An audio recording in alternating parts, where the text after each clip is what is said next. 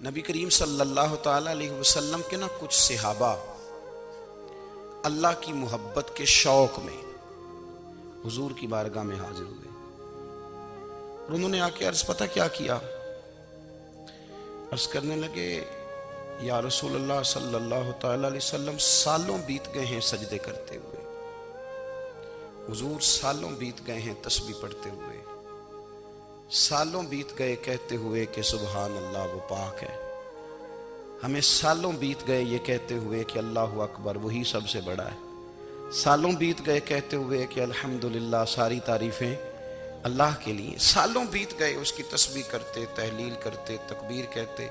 حضور اب نہ ہمارا اپنے رب سے ملنے کو جی چاہتا ہے، کبھی یہ حقیقت منتظر نظر آ نہ لباس مجاز میں، لاکھوں سجدے تڑپ رہے ہیں میری جبین نیاز میں، اور اقبال کہنے لگے کہ تیرے عشق کی انتہا چاہتا ہوں، تو میری سادگی دیکھ کیا چاہتا ہوں، میرا ذرا سا تو دل ہے مگر شوخ اتنا، میں وہی لن ترانی سنا چاہتا ہوں۔ میرا بھی دل کرتا ہے کہ اللہ میں تجھے کہوں میں تجھے دیکھنا چاہتا ہوں جس طرح حضرت موسیٰ کلیم علیہ السلام نے کہا تھا، اور تو مجھے کہے کہ لن ترانی تو نہیں دیکھ سکتا، ذرا سا تو دل ہے مگر شوخ اتنا، میں بھی وہی لن ترانی سنا چاہتا ہوں۔ پھر کہنے لگے بھری بزم میں راز کی بات کہہ دی، بڑا بے ادب ہوں سزا چاہتا ہوں۔ دیکھو سب لوگوں کے بیچ ہی میں نے یہ کہہ دیا۔ میرے عزیز صحابہ نہ شوق میں، کتنے سارے لوگ ہیں آپ، کتنی ماشاءاللہ بڑی تعداد میں آپ آئے، ہم بھی کبھی اس شوق میں گئے ہیں کہ ہمارے رب کو دیکھنے کو دل چاہتا ہے، ہمارا جی چاہے وہ کبھی ہمیں ملے، ہم کبھی اس کی زیارت کریں، اس کی بارگاہ کرم میں ہم حاضر ہوں۔ صحابہ نے عرض کیا یا رسول اللہ صلی اللہ تعالی علیہ وسلم ہمارا رب کہاں ہے؟ ہمارا نا اپنے رب کو دیکھنے کو جی چاہتا ہے۔ جب صحابہ نے یہ عرض کیا تو اللہ نے قرآن مجید نازل کیا، فرمایا وَإِذَا سَأَلَكَ عِبَادِي عَنِّي فَإِنِّي قَرِيبٌ، محبوب جب میرے بندے آپ کی بارگاہ میں آ کے میرے بارے میں پوچھے نا تو ان سے کہہ دینا میں ان کے قریب ہی ہوں، قریب ہی ہوں۔ دلیل کیا ہے؟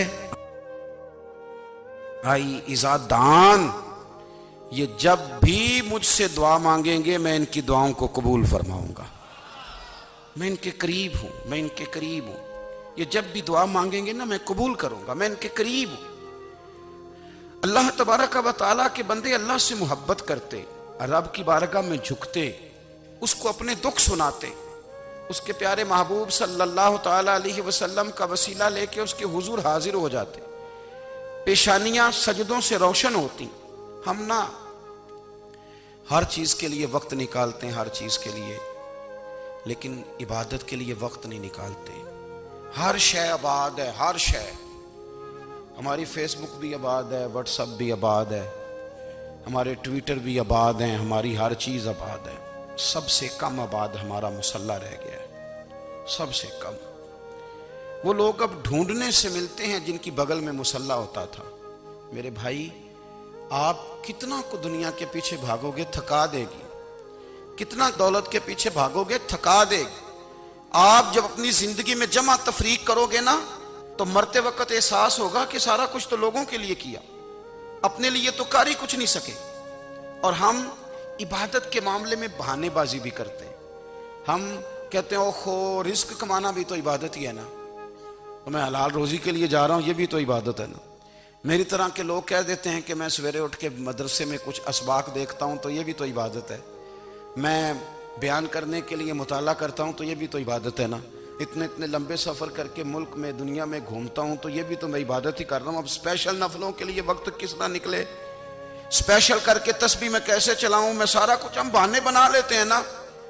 میرا سوال یہ ہے کہ یہ ساری باتیں صحابہ کو، نبی کریم کو، دیگر لوگوں کو بھی تو پتہ تھی نا، لیکن آپ غور تو کریں 23 سال حضور کو وقت ملا، مختصر وقت ظاہراً تبلیغ کرنے کے لیے، پوری دنیا میں دین بھی پھیلانا ہے، گھر میں 11 ازواج ہیں، 4 بیٹیاں ہیں، ان کی اولادیں، سارے کام کاج بھی دیکھنے ہیں، لیکن سیدہ طیبہ طاہرہ حضرت عائشہ صدیقہ رضی اللہ تعالیٰ عنہ فرماتی ہیں سارا دن تبلیغ کرتے، ہر غلام کے دکھ سنتے، گھر میں آتے تو اپنے گھر والوں کا خیال کرتے، کام میں ہمارا ہاتھ بٹاتے۔ قربان جاؤں، کہتی ہیں زمانہ سارا سو جاتا لیکن آمنہ کے لال مصلی بچھا لیتے۔ دنیا سو گئی، ساری سب سو گئے، جو خدام تھے، وہ جو غلام تھے، وہ سو گئے۔ صحیح مسلم نے لفظ ملیں گے، سیدہ پاک فرماتی ہیں او میرے نبی کے غلاموں، میں نے یہ رنگ بھی دیکھا ہے کہ حضور نے اتنا کھڑے رہے، اتنا قیام کیا، اتنا قیام کیا کہ مقدس پیروں میں ورم آ گئے، سوج گئے پیر اتنے بڑے۔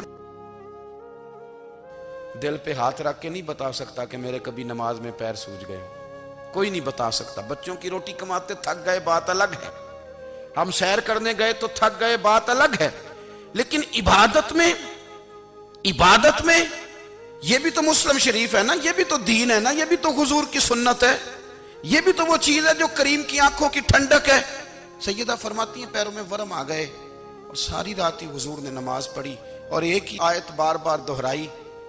مسجد نبی میں بلال حبشی نے فجر کی اذان دے دی اور حضور ابھی مصلی پہ تھے، کریم فارغ ہوئے۔ میں نے عرض کی یا رسول اللہ صلی اللہ علیہ وسلم، آپ کے تو صدقے اللہ اگلے پچھلوں کے گناہ معاف کرے گا، تو آپ اتنی آہوزاری کیوں فرماتے ہیں؟ آپ تو شفیع ہیں، آپ تو انبیاء کے امام ہیں۔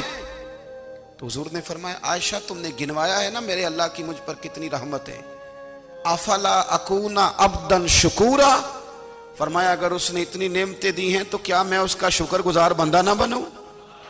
میں شکر گزار بندہ نہ بنوں اس کا؟ پھر اگر اتنی نعمتیں اس نے دی ہیں، مجھے اتنا نوازا ہے، تو پھر میں اس کے سامنے سجدے نہ کروں؟ او میرے بھائی، بڑے قابل فخر لوگ ہیں ہم کہ ہم نبی پاک کے غلام ہیں، ہم قابل فخر ہیں کہ نبی کریم کے غلام ہیں۔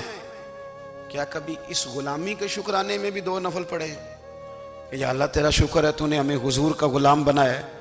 یاد رکھیں کہ اپنی روحانی زندگی کو آباد کریں، استغفار